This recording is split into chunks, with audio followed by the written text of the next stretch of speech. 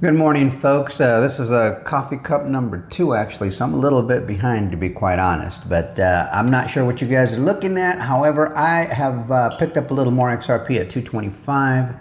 We're now at 230, so I did it a little bit earlier. Actually, I got a text from a friend of mine, and he was asking me if I was going to be buying, and I hadn't even looked. And then I noticed it at 224, and so I hit the buy button, picked it up at 225 is what I did.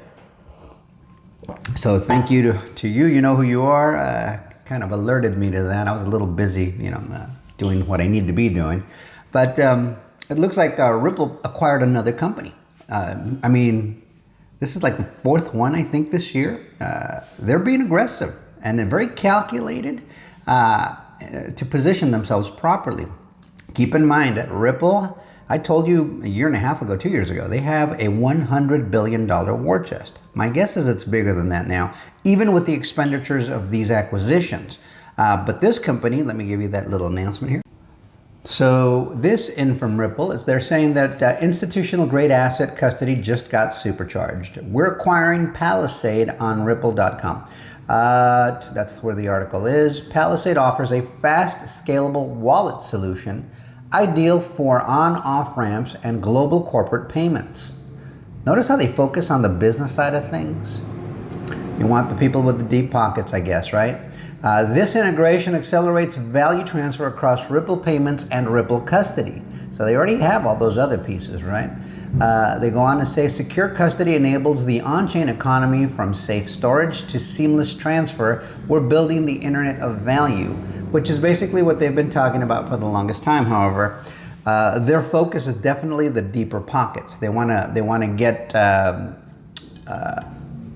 they want to be the actual backbone of the financial infrastructure. And then when they offer these services to the financial institutions, then in turn, those financial companies or those institutions like banks and other things that are similar, like money changers and whatnot, they tend to be able to build their own solutions that they can sell to us, backed by the institutional grade services provided to them by Ripple. So who you're going to be? You're going to want to be the provider of services and value to the people with deep pockets that will consistently pay you, and then let those institutions focus on retail consumers. Some of us buy in, some of us buy out, but everybody makes their money. They make their money with the really wealthy.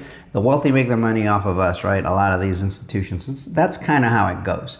And so I asked Grok to tell me a little bit more about Palisade, and this is what Grok had to say. So let's give it a quick read. So it gives you sort of like a 411, right? You need to know a little bit about what's cooking here. So it says that Palisade is a London-based fintech company specializing in digital asset, wallet, and custody infrastructure. It provides a wallet as a service, WAAS, platform that lets banks, fintechs, and corporations, the deep pockets I'm telling you about, spin up millions of secure wallets instantly via API using multi-party computation, MPC, cryptography, and zero trust security to eliminate single points of failure. The platform already works natively with XRP, Ledger, Ethereum, Solana, Polygon, and others. So they've already got relationships with some of these blockchains. The acquisition was announced yesterday, November 3rd of 2025.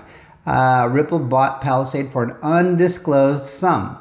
The 4th mega deal in 2025 for Ripple, the 4th mega acquisition. Keep that in mind, track that.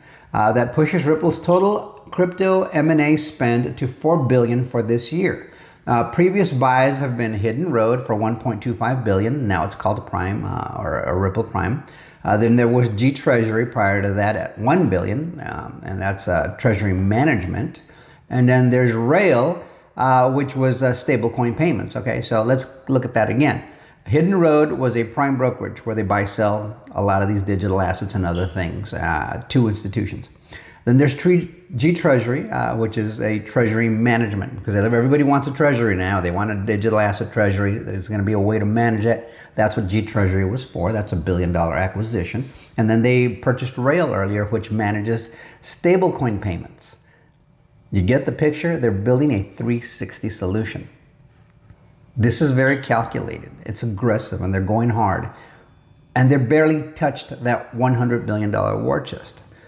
You see what they're capable of? They are it. And I could see this years ago, but I mean, I think this really clarifies it for a lot of people now. It says, what changes now? Palisade's lightweight, fast signing wallets plug straight into Ripple custody. The bank-grade vault, already used by BBVA, Societe Generale, and ABSA, etc.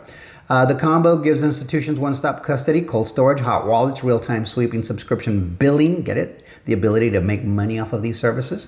Ripple Payments gains instant wallet provisioning for cross-border flows, DeFi, on-ramps, and recurring crypto fiat collections. Why it matters. Corporates are the next wave of crypto adopters. Palisade removes the last technical hurdle. Secure scalable wallets, so treasuries can hold BTC, ETH, USD, or XRP without building everything themselves. XRP utility rises, more institutional volume equals more XRP burned in fees and used as a bridge asset. Ripple is no longer just payments. It's now a full stack institutional crypto operating system. Palisade's 20-person team stays on board. The product roadmap accelerates under Ripple's 75 plus global licenses and 4 billion war chest. I don't know what they're talking about, a 4 billion. That's a spend. It's the spend that they've made so far. Bottom line, yesterday's Palisade was promising startup. Today, it's the wallet layer for the next $1 trillion in tokenized corporate treasuries, bullish for enterprise blockchain and for XRP liquidity. That's pretty cool. And I also saw this take from X, and I agree with it. I mean, you got to really pay attention to what's going on. It starts to click in your mind after a while, and if it doesn't, then I guess nothing can be done about it. But he says, folks, you need to realize that everything you've seen this week is just the beginning. Most haven't understood that Ripple is going to become the world's largest financial conglomerate thanks to XRP, the asset that will be the most valuable in the world. XRP, all the money. And that's exactly what they used to pitch back in the day. It's supposed to enable the movement of value securely, quickly, and inexpensively. And what value? All the value, all the money. And it's going to be an integral part of every transaction in the future. So what will XRP be worth? I don't know, but I think it's going to be a pretty optimistic number that's going to come to pass, and we're going to be very happy that we got in early, even at these values. What is it? $2.31 currently right now, and right now it's, what is it right now? Let me tell you what time it is right now. It is currently 9:08 a.m., the 4th of November, 2025. So if you remember this date 5 years from now, and you bought right now, I think you're going to be a very happy camper. I bought 7 years ago, and I'm a thrilled camper. They're going a lot harder and a lot more strategically than I originally thought. I already thought they were going to do great, but all these acquisitions in 1 year, and that's never mind the ones they made in 2024. Remember, there was Metaco, there was Standard Custody, there was Fortress Trust, there were a lot of other acquisitions, and so I think there is more to come. So keep your eyes open, guys. Let me know what you think in the comments. Like, share, subscribe, and bookmark. We'll see you guys on the next one. Till next time, adios, amigos.